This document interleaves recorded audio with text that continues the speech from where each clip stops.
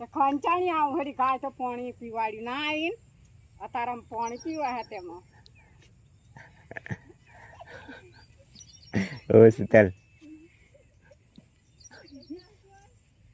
આતી હોય રે હાડ આતી હોય તો ના જવાનું તારે એમ જવાનું જાય ના ના તું તો પેલા ઘેર ગયો તો